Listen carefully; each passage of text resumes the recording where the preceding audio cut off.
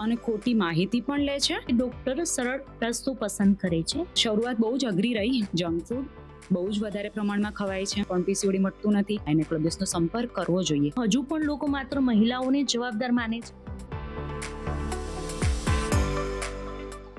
નમસ્કાર મિત્રો, હું છું એકતા અને સ્વાગત છે તમારું આજના પોડકાસ્ટમાં. કેટલીક વાર આપણે સોશિયલ મીડિયા પર હજારો એવી રીલ્સ હેલ્થ રિલેટેડ જોતા હોઈએ છીએ. એમાં સાચી માહિતી અને અફવા વચ્ચેનો ફરક સમજવો બહુ જ અઘરો હોય છે. એટલા જ માટે આજે આપણે એવા ગાયનેકોલોજિસ્ટ જોડે વાત કરવા જઈ રહ્યા છીએ, જેઓ લાખો લોકો સુધી સાચી વિશ્વસનીય માહિતી પહોંચાડી રહ્યા છે. આજે આપણે એની સફર તો જોઈશું જ, પણ એની સાથે સાથે મહિલાઓને જે બી વારંવાર મનમાં આવતા વિચારો કે જે ક્વેશ્ચન્સ છે એ એમના પાસેથી આપણે આન્સર મેળવીશું. તો સ્વાગત છે તમારું આજના અમારા પોડકાસ્ટમાં. Thank you so much for inviting. First of all thank you so much. મારે એ જાણવું છે કે તમે એઝ એ ગાયનેકોલોજિસ્ટ તમારા પ્રોફેશન્સમાં સેટ છો. ડોક્ટર એટલે સેટ પ્રોફેશન્સ. તો તમારા માઇન્ડમાં એ વિચાર ક્યાંથી આવ્યો કે મારે સોશિયલ મીડિયા પર એક્ટિવ થવું છે? જો સ્ટાર્ટિંગ તો મેં કર્યું હતું ઇન્સ્ટાગ્રામ પર ચેનલથી. ઇનિશિયલી લાંબી રીલ બનાવતી હતી, પણ લોકોને એટલી નહોતી ગમતી. પછી મેં જોયું કે જે વાયરલ રીલ જાય છે, લોકો એને ઇન્ફ્લુએન્સરથી વધારે પ્રભાવિત થાય છે અને ખોટી માહિતી પણ લે છે અને પોતાના પડોશી કે આસપડોશના લોકો જોડેથી એની વાતો એ માની પણ લે છે અને એના લીધે ડૉક્ટર પાસે લેટ આવે છે. અમારી પાસે ઓપીડીમાં પણ એવા ઘણા લોકો આવે છે જેણે આસપાસના લોકોની વાતો માની હોય. પછી મને થયું કે એઝ અ ગાયનેકોલોજિસ્ટ આપણે આ મિથ અને સાચી વસ્તુમાંથી લોકોને માહિતગાર કરવા પડશે. નહીં તો ઇન્ફર્ટિલિટી કે પ્રેગ્નન્સી રિલેટેડ એ લોકો એટલી ખોટી માહિતી પોતાના મનમાં રાખીને અને એ જ રીતે આગળ ચાલે છે. શરૂઆત બહુ જ અઘરી રહી.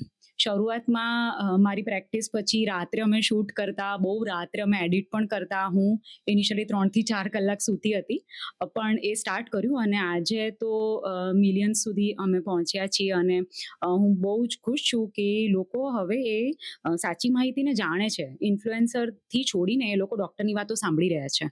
તો એ મારા માટે સૌથી મોટી જીત છે. બરાબર છે. એટલે મારે એ જ જાણવું હતું કે લાઈક થોડા જ મંથ પહેલા તમને ઇન્સ્ટાગ્રામ પર બહુ ઓછા લોકો ઓળખતા અને અત્યારે તમારા વિડીયોઝ કરોડો લોકો સુધી પહોંચે છે. તો આ જર્નીમાં મતલબ તમે અપગ્રેડ કઈ રીતના થયા? પહેલાં છે ને હું લાંબી રીલ બનાવતી હતી, પણ એ ટોટલી એજ્યુકેશનલ હતી. એ મને લાગે છે ઘણા લોકો એને સ્ક્રોલ કરી દેતા કે એ લોકોને એટલી ગમતી નહોતી. હવે જે મારી રીલ હોય છે એ માહિતીની સાથે એકદમ શોર્ટમાં હોય. મતલબ એક એમનો પ્રશ્ન અને મારે તરફથી એક સાચી માહિતી. એટલે દરેક વ્યક્તિને 10 થી 15 સેકન્ડમાં એમનો એક સાચો જવાબ મળે છે. એટલે હવે લોકોને એ કન્સેપ્ટ વધારે ગમે છે. હવે લોકોને એટલી લાંબી અને નીરસ માહિતીમાં ઇન્ટરેસ્ટ નથી. લોકો પાસે એટલો ટાઈમ પણ નથી. અને આમ બી શું કહેવાય કે 20 સેકન્ડથી વધે લોકો નહીં જોતા. મારી 1 મિનિટની રીલ પણ નહોતા જોતા. એટલે હવે તો 15-20 સેકન્ડ અને એકચ્યુઅલીમાં એ વાયરલ થઈ રહી છે. બરાબર. એટલે અપ ટુ પોઈન્ટ્સ તમે જો કોઈ માહિતી પહોંચાડો છો લોકો સુધી, તો એ લોકોને સાંભળવી ગમે છે અને એમની રીતે એક ઇન્ટરેસ્ટિંગ વે પણ આપવો પડે છે. એમને જેવું સાંભળવું છે એવું તમારે કહેવાય. ઘણા ડોક્ટર ટ્રાય કરે છે, પણ એ એમની માહિતી એક ડોક્ટર્સને આપતા હોય એ રીતે જ્યારે સ્ટાર્ટ કરે છે તો એ બધાને ગમતી નથી હોતી. એટલે તમારે જે રીતે બધાને ગમે છે એ રીતે પણ માહિતી આપવી પડશે. બરાબર છે. મતલબ કે as a doctor patient conversion નહીં, એ ડિફરન્ટ છે. હા, એ ઓપીડી માટે અલગ છે. ત્યારે એકચ્યુઅલી પેશન્ટ તમારી જોડે એમની બીમારી લઈને આવ્યું છે, એ તમારી વાતો સાંભળે છે અને સમજે છે, તમારી બધી સલાહ માને છે. પણ જ્યારે તમે સોશિયલ મીડિયા પર જાઓ છો ત્યારે વ્યક્તિ બીમાર નથી. હા, એના મનમાં એ પ્રશ્ન છે જે કોઈને પૂછી નથી શકતું, એ કોઈને કહી નથી શકતું. ઘણીવાર શરમના લીધે અંદર ને અંદર વિચાર્યા કરે છે. પછી એ સોશિયલ મીડિયા પર એવી રીલ જુએ છે એને લગતી. એટલે એમાં એને ગમતી મેથડથી એ જવાબ આપવો બહુ જરૂરી છે, અને પણ શોર્ટમાં. બરાબર છે. હવે આપણે ડાયરેક્ટ સ્ટાર્ટ કરીશું કે જે મહિલાઓના મતલબ સ્વાસ્થ્ય રિલેટેડ એ લોકોના મનમાં જે વારંવાર ક્વેશ્ચન્સ આવતા હોય છે ડે ટુ ડે લાઈફમાં. પીસીઓડી થી સ્ટાર્ટ કરીએ આપણે, જે મોસ્ટ કોમન છે. આજકાલ લગભગ દરેક ઘરમાં પીસીઓડી નું નામ સાંભળવા મળે છે. તો ખરેખર પીસીઓડી એટલું કોમન કેમ છે? પીસીઓડી આજે આટલું કોમન ઘરનું નામ એટલા માટે છે કારણ કે બદલાતી આપણી જીવનશૈલી, આપણું બેઠાડું જીવન, હવે બધું જ એકદમ ઇઝીલી મળે છે. આપણે ચાલીને ક્યાંય જતા નથી. ઝોમેટો, સ્વિગી બધું ઇઝીલી અવેલેબલ છે. અને જંક ફૂડ બહુ જ વધારે પ્રમાણમાં ખવાય છે. એક્ટિવિટી બિલકુલ આપણી બંધ થઈ ગઈ છે. આપણે કોઈ એક્ટિવિટી કરી નથી રહ્યા. એ સિવાય તમે અત્યારે જોશો તો પ્લાસ્ટિકના જે ડબ્બાઓમાં આપણે ખોરાક લઈએ છીએ એને જ રીહીટ કરીએ છીએ. આ બધાથી આપણા શરીરમાં ઇન્ફ્લામેશન વધે છે અને એના કારણે આજે પીસીઓડીનું પ્રમાણ વધ્યું છે. એટલે કે હોર્મોન ડિસ્ટર્બન્સ વધારે થાય છે. બરાબર છે. અને ઘણા લોકો પૂછે છે કે પીસીઓડી સંપૂર્ણ મટી શકે કે માત્ર કંટ્રોલ થઈ શકે, અને લાઇફસ્ટાઇલનો કેવો રોલ છે એમાં? તો પીસીઓડીને તમે બીપી, ડાયાબિટીસ એવી રીતે લો તો એમાં આપણે એક લાંબો સમય આપીએ છીએ ટ્રીટમેન્ટ માટે, જીવનશૈલી આખી બદલીએ છીએ. તો પીસીઓડી પણ એ જ રીતની બીમારી છે. તમે અત્યારથી સ્ટાર્ટ કરશો ને 2-3 મહિનામાં એમ થશે મટ્યું નહીં, એ રીતે નહીં મટે. તમારે એક લાંબો સમય આપવો પડશે. ચાલવાનું શરૂ કરો, એક્સરસાઇઝ શરૂ કરો, હેલ્ધી ડાયટ શરૂ કરો, જંક ફૂડ બંધ કરો, મેદો છે, ખાંડ છે, કેટલું ઇઝીલી આપણે ખાઈએ છીએ એ બંધ કરો અને એક સમય પોતાની બોડીને ઇન્ફ્લામેશન દૂર કરવા માટે આપો. એની પછી એ મટે છે 3-4-6 મહિને, 12 મહિને મટે છે. તો આપણે જે ચમત્કારની અપેક્ષા રાખીએ છીએ પીસીઓડીમાં એ પોસિબલ નથી. એક ધીરજ સાથે સ્ટાર્ટ કરવું પડે છે. બાકી સંપૂર્ણપણે કંટ્રોલમાં આવે છે. બરાબર. મતલબ કે એવું નથી કે ભાઈ 2 મેડિસિન લીધી અને એ મટી ગયું. એના જ આપણે લીધે આ આખી વધારે ચાલે છે. lifestyle, યસ, અને એ change કરવી ટેક્સ પડે. ટાઈમ અને બહુ જ બધું પેશન્સ માંગે છે, જે આજકાલ પાછું હોતું નથી. એટલે તરત જ બીજો ડોક્ટર ચેન્જ થઈ જાય છે પણ પીસીઓડી મટતું નથી. પણ એકચ્યુઅલી તમારે એને એક સમય આપવાની જરૂર છે અને એ ડેફિનેટલી મટે છે. અને હવે મોસ્ટ કોમન ક્વેશ્ચન્સ કે પીસીઓડી કે પીસીઓએસ હોય તો પ્રેગ્નન્સી રહી શકે? હા, મારી પાસે એવા બહુ જ બધા ઉદાહરણ છે. ઇનફેક્ટ મેં મારી ઇન્સ્ટાગ્રામ ચેનલ પર એવા લાઈવ વિડીયો મૂકેલા છે. પીસીઓડી છે અને અત્યારે જ પ્રેગ્નન્સી છે. તો પણ ઘણા લોકો ઘણી મહેનત કરે છે. તમે જે બી એડવાઇસ આપો છો એ લોકો એ અનુસરે છે. એની પછી આપણે કહીએ એની પછી એ લોકો એકચ્યુઅલીમાં ડાયટમાં કંટ્રોલ, હેલ્ધી લાઇફસ્ટાઇલ ચાલુ કરે છે અને એ લોકોએ પીસીઓડીને એકચ્યુઅલી હરાવેલો પણ છે અને એમને પ્રેગ્નન્સી રહી પણ છે. કેટલાય ઉદાહરણ છે. મતલબ કે પોસિબલ છે. હા, રહી શકે છે પણ મહેનત છે. એટલે એવું રાતોરાત કંઈ પોસિબલ નથી. તમને એક ટાઈમ તમારી lifestyle change ચેન્જ કરવી કરવી પડે છે. હા, અને એની પછી પણ એક સમય લઈને બધું સારું થાય છે. બરાબર છે. ઇનફર્ટિલિટી માટે વાત કરીએ તો લગ્ન પછી પ્રેગ્નન્સી ન રહે તો કપલે કેટલા સમય રાહ જોવી જોઈએ અને ક્યારે ડોક્ટરનો સંપર્ક કરવો જોઈએ? અચ્છા, આ બહુ જ ઇન્ટરેસ્ટિંગ ક્વેશ્ચન છે. જ્યારે તમારી ઉંમર નાની હોય ને તો તમે આરામથી ભલે વર્ષ જેવું ટ્રાય કરો. સપોઝ તમે 30 વર્ષથી નાના છો તો 6-12 મહિના તમે કુદરતી પ્રયત્ન કરો, બરાબર? અને પછી પણ પ્રેગ્નન્સી ન રહે તો ડૉક્ટરને મળો. પણ જ્યારે તમારી ઉંમર 30 વર્ષથી ઉપર છે પછી લાંબો સમય રાહ ના જોવી જોઈએ. તમે 6 મહિના અનપ્રોટેક્ટેડ ઇન્ટરકોર્સ કરો છો અને પછી પણ પ્રેગ્નન્સી નથી રહેતી, રેગ્યુલર સંબંધ રાખો છો અને પછી પણ પ્રેગ્નન્સી નથી રહેતી, તો તમારે ગાયનેકોલોજિસ્ટનો સંપર્ક કરવો જોઈએ. કારણ કે જેમ ફિમેલની એજ વધે છે ને તેમ એના ઈંડાની સંખ્યા ઘટતી જાય, પછી પ્રેગ્નન્સી રહેવાના ચાન્સ ઓછા થતા જાય. એટલા માટે એમણે 30 વર્ષની ઉંમર પછી વધારે લાંબો સમય રાહ ના જોવી જોઈએ. મતલબ કે એજ મેટર કરે બહુ જ છે, મેટર કરે છે એજ, અને ફિમેલની, સ્પેશિયલી ફિમેલની. ઇનફર્ટિલિટી માટે સૌથી મોટી મિસકન્સેપ્શન શું છે? શું હજુ પણ લોકો માત્ર મહિલાઓને જવાબદાર માને છે? હા, બહુ જ કોમનલી. જો ઓપીડીમાં મારી પાસે પેશન્ટ આવે અને હું જો બંને માટે ઇન્વેસ્ટિગેશન કરવા કહું ને તો મેજોરિટી મેલ તો એમ જ કહે કે મને તો કાંઈ પ્રોબ્લેમ જ નથી. પણ આ બહુ મોટું મિસકન્સેપ્શન છે, એવું નથી હોતું. જો ઇન્ફર્ટિલિટી છે, પ્રેગ્નન્સી નથી રહેતી, તો એક પાર્ટ છે કે અંડકોશ ખરાબ છે, બીજો પાર્ટ છે કે શુક્રાણુ ખરાબ છે અને ત્રીજો પાર્ટ છે કે બંનેને મળવાની જગ્યા એટલે કે ટ્યુબ ખરાબ છે. તો એક જો પાર્ટ આપણે જોઈએ છે, સોનોગ્રાફી કરીએ છીએ અને એએમએચ કે ફોલિકલનો રિપોર્ટ કરાવીએ છીએ, તો એ ફિમેલનો જ પાર્ટ ક્લિયર થાય છે. હવે સેકન્ડ પાર્ટ મેલનો અને બીજો ટ્યુબનો, તો આ પાર્ટ પણ ક્લિયર કરવા બહુ જરૂરી છે. એટલે હું તો ઓલવેઝ પેશન્ટને સલાહ આપું છું કે તમે સિમેન એનાલિસિસ કરાવો. ઘણીવાર બહુ જ હેલ્ધી મેલ હોય છતાં એની અમુક હેબિટ્સ હોય છે. તમને નથી ખબર એ આલ્કોહોલ લે છે, એ ટોબેકો લે છે, એ સ્મોકિંગ કરી રહ્યા છે, એમનું એ લાંબા સમય લેપ પર મૂકીને કામ કરે છે. તો એના લીધે આપણને ખબર નથી પણ હોતી અને શુક્રાણુની ગતિ, સંખ્યા, એની ક્વોલિટી ખરાબ થઈ રહી હોય છે અને એ પ્રેગ્નન્સી રહેવામાં પ્રોબ્લેમ કરે છે. તો મારા હિસાબે આ બહુ મોટો મિસકન્સેપ્શન છે અને બંને એક સાથે જ ઇન્વેસ્ટિગેશન કરીને ટ્રીટમેન્ટ સ્ટાર્ટ કરવી જોઈએ, એથી સમય પણ ના બગડે. બરાબર છે. હવે આપણે પ્રેગ્નન્સી રિલેટેડ ક્વેશ્ચન્સ લઈએ કે જો કોઈ કપલ નેચરલી પ્રેગ્નન્સી ઝડપથી પ્લાન કરવા માંગતું હોય હમ. તો તમારી સૌથી મહત્વની સલાહ શું છે? તો હું સૌથી ઇમ્પોર્ટન્ટ વસ્તુ એમને એમ કહીશ કે તમારું ઓવ્યુલેશન જાણો. જો તમારી રેગ્યુલર સાયકલ છે ને, તો જે પણ તમારી ડે ઓફ સાયકલ છે, પીરિયડનો પહેલો દિવસ અને પીરિયડનો છેલ્લો દિવસ, એ ટોટલ સાયકલ કાઉન્ટ કરો. મતલબ તમારા 20 દિવસ આયા, 25 આયા કે 30 આયા, એમાંથી 14 દિવસ માઇનસ કરો, એટલે તમને તમારો ઓવ્યુલેશનનો એક્ઝેક્ટ ડે મળે છે. એના આગળના 5 દિવસ અને પાછળના 5 દિવસ પ્રેગ્નન્સી માટેના બેસ્ટ ડે ગણાય છે. તમે એ સમય સાચવો. હું નથી કહેતી કે રોજ સંબંધ રાખો, એનાથી સ્ટ્રેસ વધે છે, બીજું કંઈ નહીં. તો એટલીસ્ટ ઓલ્ટરનેટ ડે સાથે રહો, કારણ કે શુક્રાણુ 3 થી 5 દિવસ સુધી જીવતા રહી શકે છે. તો તમે ઓલ્ટરનેટ ડે સંબંધ રાખો છો અને પણ ઓવ્યુલેશન થાય છે, તો પણ પ્રેગ્નન્સીના ચાન્સીસ સારા છે. પણ જો તમારી પીરિયડ ઇરેગ્યુલર છે, તમે જાણી જ નથી શકતા ઓવ્યુલેશન વિશે, હા, એ સમયે તમારે તમારા ગાયનેકોલોજિસ્ટની જરૂર પડશે, કારણ કે ફોલિક્યુલર મોનિટરિંગ કરીને તમને ઓવ્યુલેશનની એક્ઝેક્ટ ટાઈમ આપશે, ક્યારે બીજ બને છે ને ક્યારે ફૂટે છે, અને પછી એ ટાઈમે તમે સાથે રહો છો, એનાથી પ્રેગ્નન્સીના ચાન્સીસ વધે છે. તો મારા માટે મોસ્ટ ઇમ્પોર્ટન્ટ થિંગ ઇઝ ઓવ્યુલેશનનો ટાઈમિંગ. બરાબર છે. અને પ્રેગ્નન્સી દરમિયાન વોકિંગ અને એક્સરસાઇઝ વિશે ઘણી ગેરસમજો છે. ખરેખર કેટલી એક્ટિવિટી સેફ છે? જો મારા દ્રષ્ટિએ હું ક્યારે પેશન્ટને કારણ વગર બેડ રેસ્ટ નથી આપતી.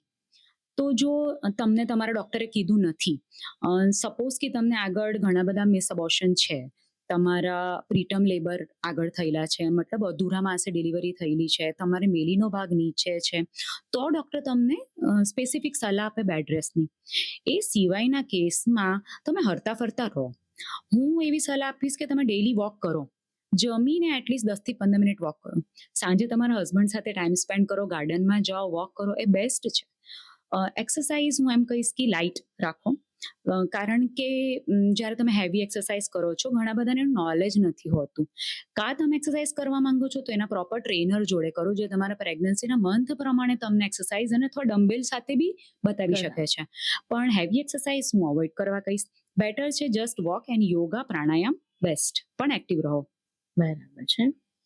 ઘણી મહિલાઓ નોર્મલ ડિલિવરી ઈચ્છે છે. પ્રેગ્નન્સી દરમિયાન એવી કઈ બાબત છે જે નોર્મલ ડિલિવરીની શક્યતા વધારી શકે છે? અચ્છા, જો નોર્મલ ડિલિવરી ડિપેન્ડ કરે છે મધર પર પણ અને બેબી પર પણ. હવે જો બેબીને રિલેટેડ પ્રોબ્લેમ હશે ત્યારે તો નોર્મલ ડિલિવરી આપણે કરાવીશું જ નહીં, બેબીનું જોખમ લઈને તો નહીં કરીએ. મધર એવું કયું કરી શકે કે બેબી એકદમ સારું છે અને એ નોર્મલ ડિલિવરી કરાવે.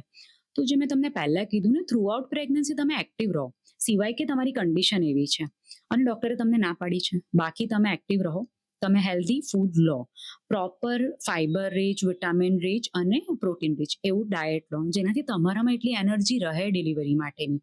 બરાબર. એ સિવાય પાણી વ્યવસ્થિત પીવો. ઘણી મહિલાઓમાં તમે જોતા હશો ને, એન્ડમાં પાણી ઓછું થઈ જાય છે, તો હું એવી સલાહ આપીશ કે લિક્વિડ વ્યવસ્થિત લેતા રહો. અને એ સિવાય મુવમેન્ટ. બરાબર છે. હવે સી સેક્શન, સિઝેરિયન વિશે વાત કરી. આજકાલ સિઝેરિયન ડિલિવરી વિશે ઘણી ચર્ચા થાય છે. લોકો માને છે કે ડોક્ટર સરળ રસ્તો પસંદ કરે છે. તમે આ વિષયને કઈ રીતના જુઓ છો? હું ક્યારે નોર્મલ કે સિઝેરિયન એ રીતે નથી જોતી. ઓલવેઝ બેબી પણ હેલ્ધી હોય અને મધર પણ હેલ્ધી હોય. તો દરેક ગાયનેક મારા હિસાબે સૌથી પહેલી ટ્રાય કરશે જ નોર્મલ ડિલિવરીની. જો એવી પરિસ્થિતિ છે કે જેમાં બેબીને રિસ્ક છે, બાળકે સંડાસ કરી ગયું, બાળક નીચે જ નથી ખસી રહ્યું, બાળકના ધબકારા વધી ઘટી રહ્યા છે, ગળાની આસપાસ ટાઈટ નાળ છે, એવી કન્ડિશનમાં તમે જો નોર્મલ ડિલિવરી માટે ડૉક્ટરને ફોર્સ કરો છો, એ પણ ખોટું છે. તો હું એવું માનીશ કે તમે એવી ડિલિવરી પસંદ કરો જેમાં મધર અને બેબી બંને હેલ્ધી રહે. ઇવન નોર્મલ થાય છે કે સિઝેરિયન થાય છે એ મેટર નથી કરતું, બંનેને હેલ્ધી તમે હોસ્પિટલથી ડિસ્ચાર્જ કરીને ઘરે લઈને જાઓ છો, એ બેસ્ટ છે. બરાબર છે. હવે આપણે વ્હાઇટ ડિસ્ચાર્જ રિલેટેડ વાત કરીએ કે વ્હાઇટ ડિસ્ચાર્જ વિશે મહિલાઓ ખૂબ કન્ફ્યુઝ રહે છે. ક્યારે નોર્મલ ગણાય અને ક્યારે ડોક્ટરને બતાવવું જરૂરી છે? તો વ્હાઇટ ડિસ્ચાર્જ પીરિયડના સમયે, પીરિયડના વચ્ચેના દિવસોમાં, સંબંધ રાખતી વખતે કે પ્રેગ્નન્સીના શરૂઆતના મહિનાઓમાં આવી શકે, જે ચીકણો વ્હાઇટ ડિસ્ચાર્જ હોય છે. પણ જો સફેદ પાણીની અંદર તમને વાસ આવે છે, તમને વજાઇનાના એરિયામાં રેડનેસ થવા માંડે છે, ઇચિંગ આવે છે, ખંજવાળ વારે ઘડી આવી રહી છે, બરાબર? એનો કલર ચેન્જ થઈ રહ્યો છે, મતલબ ગ્રીન આવે છે કે બ્રાઉન કલરનો આવે છે, તો એ નોર્મલ નથી. તો તમારે તમારા ગાયનેકને બતાવવું જોઈએ. એવી કન્ડિશનમાં તમને અલગ પ્રકારના બેક્ટેરિયા કે ફંગલના ઇન્ફેક્શન પણ હોઈ શકે. અને ઘણીવાર સર્વિક્સની અંદર તમને ખબર પણ ન પડે અને અલ્સર પણ થઈ ગયા હોય છે કે જે ચાંદી થઈ હોય છે એવું પણ જોવા મળે છે. તો ડૉક્ટર પછી તમને એ પ્રમાણેનો ઈલાજ કહે છે. તો વ્હાઇટ ડિસ્ચાર્જ નોર્મલ માનીને એને અવગણશો નહીં. હા, સામાન્ય છે ત્યાં સુધી તમે એને ખાલી ક્લિયર પાણીથી સાફ કરો. બરાબર છે. એટલે થોડું ધ્યાન રાખવાની રાખવું જરૂર જરૂર છે. છે. હા, હા. હવે આપણે પ્રેગ્નન્સી મિથ વિશે વાત કરીએ કે પ્રેગ્નન્સી દરમિયાન સૌથી કોમન મિથ કયા છે જે રોજે તમે મતલબ સાંભળતા હોવ છો? મોસ્ટ કોમનલી હું સાંભળું છું પેટના આકાર પરથી બાબો કે બેબી ગેસ કરવું. હા, એ આ common બધા જ છે. કરે છે. હા, મતલબ એ ટાઈમે લાઈક માઇન્ડમાં એ થોટ્સ આવે હા. કે ભાઈ પૂછી લે હા, અને આસપાસ તો એવા હોય તો હા, એ તમને ગેસ કરીને કહે. અને હું તમારા માધ્યમથી બધા સુધી આ પહોંચાડવા માંગુ છું કે આ બહુ મોટી મિથ છે. ક્યારેય પણ પેટના આકાર પરથી આપણે બાબો કે બેબી ગેસ ના કરી શકીએ. પેટનો આકાર ડિપેન્ડ કરે છે મધરનું ઓવરઓલ બિલ્ડ કેવું છે, એનું પોતાનું વજન કેવું છે, એની હાઇટ કેવી છે, એની પહેલી પ્રેગ્નન્સી છે કે સબસિક્વન્ટ પ્રેગ્નન્સી છે. તો એ બધાથી એનો આકાર ફરક પડે છે. અંદર બાબો હશે કે બેબી હશે કંઈ ફરક ફરક નહીં નથી પડતો. ઓકે. અને સોશિયલ મીડિયા પર ઘણી હેલ્થ ઇન્ફોર્મેશન મળે છે. લોકો કેવી રીતે નક્કી કરે કે કઈ માહિતી સાચી છે અને કઈ ખોટી? અમ, જેમ આપણે પહેલા જ વાત કરી હતી, એટલે જ મારે પણ આ સ્ટાર્ટ કરવું પડ્યું. તો હું એવું કહીશ કે તમે ઓથેન્ટિક માહિતીને સાચી માનો. ઇન્ફ્લુએન્સર જે કહી રહ્યા છે એવું નથી કે સંપૂર્ણ ખોટું છે. એ એમના ઇન્ફોર્મેશન પ્રમાણે કહી રહ્યા છે કે એમના એક્સપિરિયન્સ પ્રમાણે કહી રહ્યા છે. જ્યારે કોઈ ડોક્ટર કે ગાયનેકોલોજીસ્ટ તમને સ્પેસિફિક એમના વિષય ઉપર સલાહ આપે છે અથવા બીજા વિષય માટે પણ એમ જ કહીશ કે તમે એવી વ્યક્તિની સલાહ માનો જે એના માટે ડિગ્રી ધરાવે છે. એમની પાસેનું એમનું પરફેક્ટ નોલેજ છે અને એમની પાસે એની સાયન્ટિફિક માહિતી છે. તમે એવી વ્યક્તિની માનો અને ગેરમાર્ગે ના દોરાવો. મતલબ કે જે ફિલ્ડના વ્યક્તિ છે એની પાસેથી એ વાત માનો. ફિલ્ડના, હા, હા, એ હવે તમે મને કહેશો તો મને બિલ્ડિંગ વિશે કે આર્કિટેક્ચર વિશે મને પણ નથી નહીં ખબર, ખ્યાલ. ફેશન ડિઝાઇનિંગ મને પણ નથી ખબર. તો ઓબ્વિયસલી જેનું ફિલ્ડ છે એને જે એની નોલેજ એક્સપર્ટ છે. છે, હા, હા. હવે હું આ જે ગાયનેકનો મને 15 વર્ષનો તો અનુભવ છે. એના પહેલા અમે જ્યારે ભણ્યા છીએ તો એક ડિટેલમાં તમે એને ભણો છો, એક જ સબ્જેક્ટ ડિટેલમાં ભણો છો. કેટલા એને યર, કેટલા કેટલો years? ટાઈમ આપો છો તમે? હા, 3 વર્ષ તો તમે ગાયનેક કરો છો, એની એક્ઝામ આપો છો, તમે પાસ કરો છો, એટલી મહેનત સાથે ને એક જ ફિલ્ડમાં તમે તમારા એના 15 વર્ષ આપી રહ્યા છો. તો એ નોલેજ તો ડિફરન્ટ જ હશે ને. બરાબર છે. મારા એક ફોલોવરનું ક્વેશ્ચન છે, જેમણે પૂછે છે કે ભાઈ તમારા પીરિયડ્સ ખાલી 3 ડેઝ માટે આપતા હોય તો એ કોમન છે? એનાથી બીવાની જરૂર છે? ના, બીવાની જરૂર નથી. પણ મારા હિસાબે એક સોનોગ્રાફી કરાવાય. ઘણીવાર 2 દિવસ આવે કે 3 દિવસ પીરિયડ આવે. પણ જો ગર્ભાશયની ચામડી ખાલી થઈ જતી હોય, ચામડી વધારે ના હોય, કોઈ ગાંઠ ના બની હોય, ફાઇબ્રોઇડ છે, ઓવેરિયન સિસ્ટ છે, એવું નથી, તો ભલે 2 કે 3 દિવસ પીરિયડ આવે તો પણ ચાલે. પણ જ્યારે પણ તમારા એક નોર્મલ પીરિયડ કરતાં અચાનકથી પીરિયડ ઓછા થાય છે, તો ડેફિનેટલી કંઈક રીઝન હોય.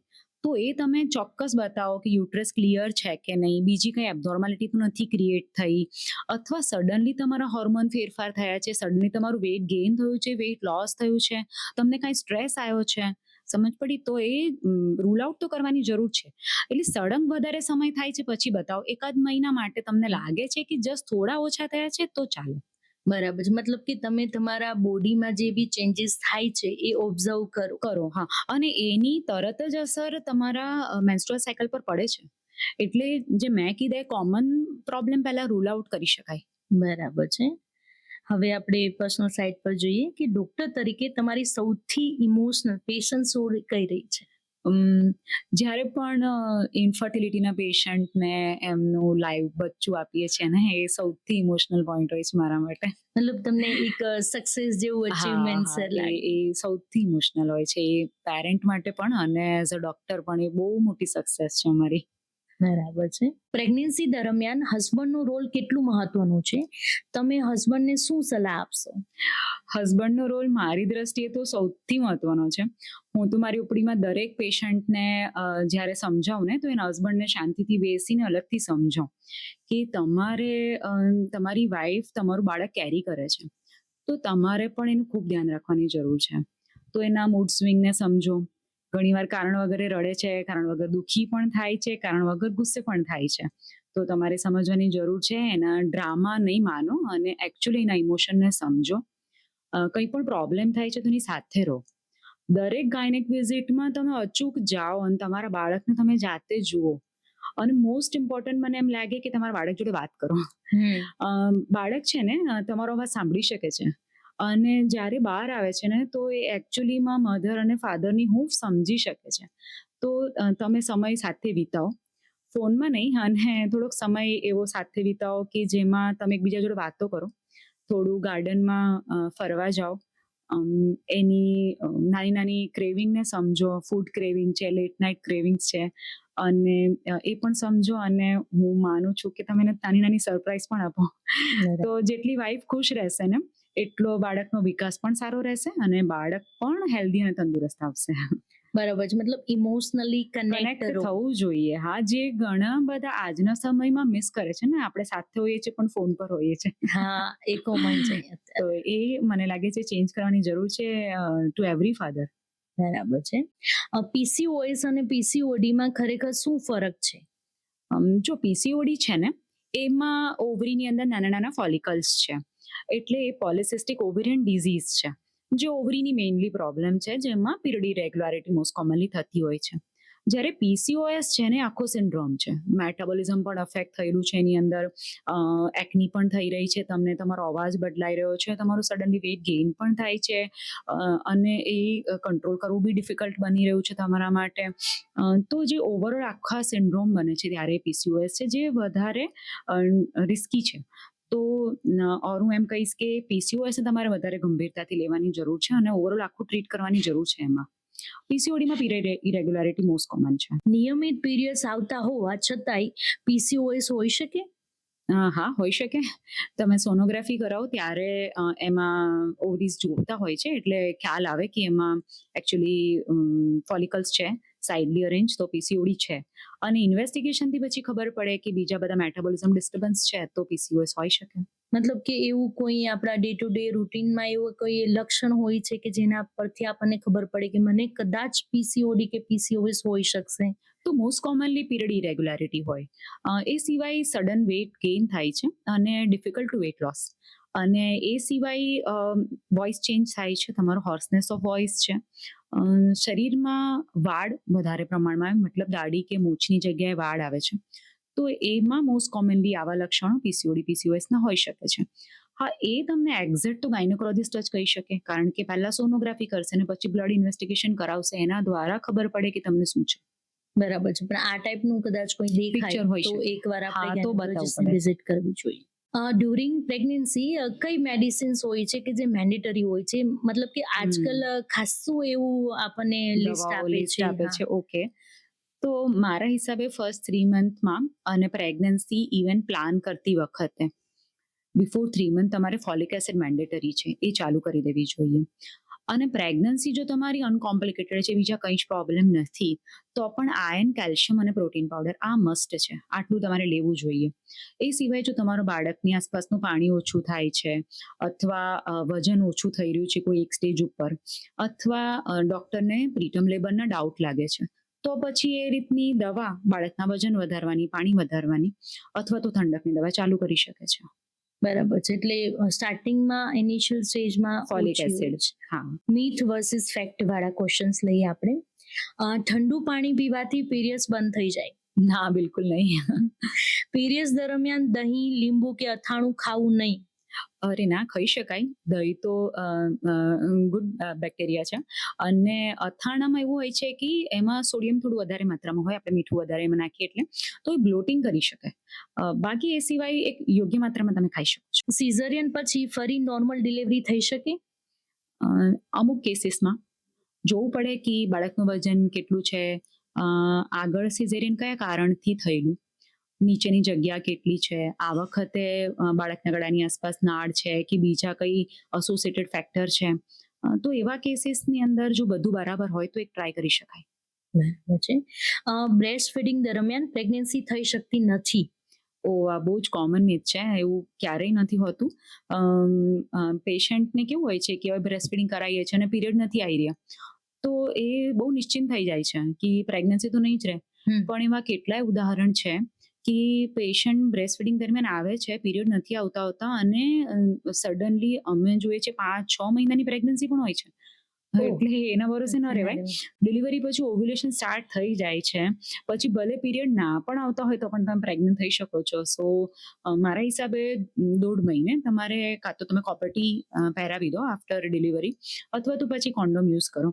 અને હવે તો એવી ટેબ્લેટ્સ પણ અવેલેબલ છે જે બ્રેસ્ટ ફીડિંગ દરમિયાન તમે લઈ શકો છો, પ્લસ ઇન્જેક્શન્સ પણ છે, પણ એની કોન્ટ્રાસેપ્ટિવ તમારે યુઝ કરવા જોઈએ. બરાબર છે. મોબાઈલ, લેપટોપ કે પછી વાઈફાઈથી ફર્ટિલિટી પર અસર થાય છે? ના, એવું ડાયરેક્ટલી તો અસર નથી થતી, પણ જો લાંબો ગાળો મોબાઈલ યુઝ કરીએ છીએ, અથવા પુરુષોમાં સ્પેશિયલી મને એમ લાગે છે કે મોબાઈલ ખિસ્સામાં રાખતા હોય છે, તો કદાચ એ થોડું સ્પર્મ ક્વોલિટીને અફેક્ટ કરી શકે, બાકી ડાયરેક્ટ ઇફેક્ટ નથી. સ્પર્મ કાઉન્ટ ઓછા હોય તો પ્રેગ્નન્સી રહી શકે? હા, કેટલા છે એના પર ડિપેન્ડ કરે છે, અને સાથે બીજા કેટલા ફેક્ટર ઇન્ફર્ટિલિટીના એસોસિએટેડ છે એના પર જાય. પણ ઘણીવાર થોડા ઓછા સ્પર્મ કાઉન્ટ હોય, મોર્ટિલિટી સારી હોય, તો દવાથી સ્પર્મ કાઉન્ટ વધારી શકાય અને એનાથી પ્રેગ્નન્સી રહી શકે છે. એવા કેટલા ઉદાહરણ છે. બ્રેસ્ટ સેલ્ફ એક્ઝામિનેશન્સ પરનું તમારું શું કહેવું છે?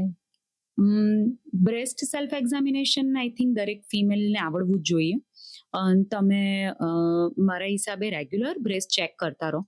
તમને એટલીસ્ટ એમાં પાલ્પેશનથી કંઈ ગાંઠ છે, નિપલમાંથી કાંઈક ડિસ્ચાર્જ આવી રહ્યો છે, તો એ તમને પહેલા પોતાને ખબર પડે અને પછી તમે ગાયનેક જોડે જાઓ. તો બ્રેસ્ટ સેલ્ફ એક્ઝામિનેશન મારા હિસાબે દરેક ફિમેલ માટે મસ્ત છે.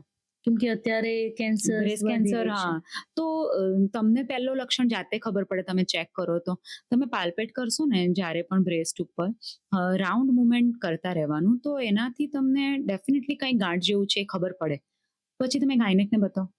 મને એક ક્વેશ્ચન છે કે જે લોકોથી મને બહુ વારંવાર સાંભળવા મળ્યું છે કે આજકાલ લોકો સી સેક્શન જ કરાવે છે, મતલબ બધા ડોક્ટર સી સેક્શન જ સજેસ્ટ કરે છે. પહેલા તો કેમ નોર્મલ થતું, હવે શા માટે નહીં થતું? અચ્છા, તો હવે જો એવું છે કે ફિમેલ લેટ પ્રેગ્નન્સી પ્લાન પણ કરે છે ને હવે. અને હવે બીપી, ડાયાબિટીસ, પીસીઓડી કેટલું કોમનલી જોવા મળે છે. તો એના લીધે હવે IVF pregnancy, high risk pregnancy વધી ગઈ છે. પ્લસ હવે આપણી પાસે એટલા આધુનિક સાધનો છે ને, તો આપણે બેબીની હાર્ટબીટ એમાં જરા પણ ડિસ્ટર્બન્સ બહુ જલ્દી ડિટેક્ટ કરીએ છીએ. તો એના કારણે બદલાતી આપણી જીવનશૈલી, આપણો ખોરાક, આપણું બેઠાડું જીવન, ઘણી બધી વસ્તુથી ફરક કરે છે. અને સેકન્ડલી હું તમને એક પોઝિટિવ વાત કહું તો પહેલા મેટર્નલ મોર્ટાલિટી કે બેબીનું મૃત્યુદર ઘણો હતો, હવે એ ઘણો ઓછો આવ્યો છે. તો આપણે એ પણ પોઝિટિવલી લઈ શકીએ. અને કદાચ સિઝેરિયન સેક્શનના ચાન્સીસ થોડા વધ્યા પણ હોય અત્યારના સમયમાં, પણ મારા હિસાબે મધર અને બેબી બંને હેલ્ધી છે, એ વધારે અગત્યનું છે. નોર્મલ કરાવો કે સિઝેરિયન કરાવો. બરાબર, મતલબ કે પહેલાના લોકોને નોર્મલ થતું હતું, પણ એના પ્રોઝ એન્ડ કોન્સ બંને હતા. હા, બંને હતા. અને બીજો એક ક્વેશ્ચન મારો પર્સનલ છે કે લાઈક નાનપણથી જ જ્યારે બી ગર્લ્સ પીરિયડ સ્ટાર્ટ થાય છે ત્યારથી જ એ લોકોને કહેવામાં આવે છે કે લાઈક ડ્યુરિંગ પીરિયડ્સ પેઇન થવું નોર્મલ છે, અને અનબિયરેબલ પેઇન થતું હોય તો બી લોકો એવું કહે છે કે ઇટ્સ ઓકે, એ તો થાય જ, બધાને થતું જ હોય છે. તો ક્યાં સુધી આ ઓકે છે પેઇન? જો પીરિયડનું પેઇન સામાન્ય થઈ શકે, પણ જો તમને વારે ઘડીએ બહુ જ વધારે દુખાવો થતો હોય એવરી પીરિયડમાં, અને એટલો કે તમારે એડમિટ થવું પડે છે, ઇન્જેક્શન્સ લેવા પડે છે, વોમિટ થઈ રહી છે, એવા બહુ બધા એસોસિએટેડ બી પ્રોબ્લેમ થઈ રહ્યા છે, પછી ને અવગણવું નહીં. કારણ કે ઇવન નાની છોકરીઓમાં પણ ઓવેરિયન સિસ્ટ પણ નીકળે છે, ફાઇબ્રોઇડ નીકળે છે, ચોકલેટ સિસ્ટ નીકળી રહી છે, તો એને ઇગ્નોર ન કરવું. સામાન્ય પીરિયડનો દુખાવો કોમન છે, તમે એને સહન કરી શકો છો કારણ કે કોન્ટ્રાક્શન સાથે બ્લડ બહાર આવી રહ્યું છે, તો સામાન્ય થઈ શકે.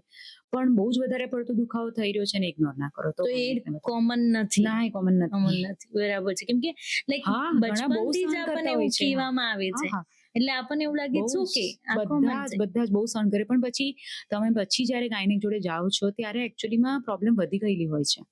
તો પછી બેટર છે કે એકવાર ચેક કરાવી દો. બરાબર છે. હવે આપણે રેપિડ ફાયર ફાયર વાળા લઈએ, હા. ક્વેશ્ચન્સ લઈએ.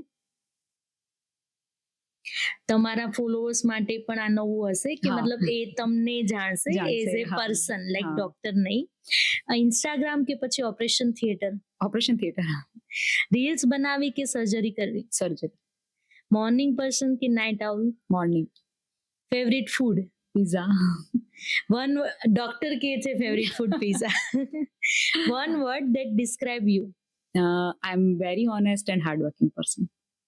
ફેમ કે રિસ્પેક્ટ, રિસ્પેક્ટ, મની કે પીસ, પીસ, વાયરલ રીલ કે પછી હેપી પેશન્ટ, એકદમ હેપી પેશન્ટ, ફોલોઅર્સ કે trust, trust. One pregnancy meet that you had the most, કેસર ખાવાથી બાળક ગોરું આવે. What's your biggest fear, losing a patient. What's your biggest strength, my family. If not a doctor then what, always a doctor. One advice for every woman, oh please take care of yourself. તમે આખી ફેમિલીનું ધ્યાન રાખો છો અને હું કહીશ કે તમે તમારી હેલ્થને પણ પ્રાયોરિટી આપો. પોતાની હેલ્થને ઇગ્નોર ના કરો. સપ્લિમેન્ટ્સની જરૂર છે તો સપ્લિમેન્ટ્સ પણ લો, ખોરાક પણ વ્યવસ્થિત લો અને પોતાને પણ પહેલા રાખો. ફેમિલીની love. પહેલા પોતે પણ ખાઓ. બરાબર છે. થેન્ક યુ, તમે અમારા પોડકાસ્ટમાં આવ્યા અને તમારો કિંમતી સમય અમને આપ્યો અને મને વિશ્વાસ છે કે જે તમે જે માહિતી આપી છે એ ઘણા લોકો સુધી સાચી રીતે પહોંચી શકશે. Thank you. Thank you so much once again મને ઇન્વાઇટ કરવા માટે, અને આ જ રીતે તમે પણ પોડકાસ્ટ કરતા રહો અને સાચી માહિતી એકચ્યુઅલી તમારી ઓડિયન્સ સુધી બી પહોંચાડવી એટલી જરૂરી છે. તો એ આજે જે આપણે કામ શરૂ કર્યું છે, આઈ સિરિયસલી હોપ કે ઘણા લોકો આને પોઝિટિવલી લે અને આમાંથી ઘણા લોકોને સારું શીખવા પણ મળે અને લોકો એને અનુસરે. તો એ જ મારી સૌથી મોટી જીત છે. Thank you. આજે આપણને ડોક્ટરે બહુ જ સરળ ભાષામાં આપણા બધા જે ક્વેશ્ચન્સ કે વારંવાર માઇન્ડમાં આવતા હોય છે એ બધા ક્વેશ્ચન્સ આપણને સોલ્વ કરીને આપ્યા છે. તો આઈ હોપ કે તમને આ પોડકાસ્ટ ગમ્યો હશે અને જો તમને વિડીયો ગમ્યો હોય તો તમારા ફ્રેન્ડ્સ અથવા તો તમારા ફેમિલીઝ મેમ્બર જોડે આ શેર કરો અને આવા જ વિડીયોઝ માટે મારી ચેનલને લાઈક કરો, શેર કરો, સબસ્ક્રાઇબ કરો અને અમારી સાથે જોડાયેલા રહો. Thank you.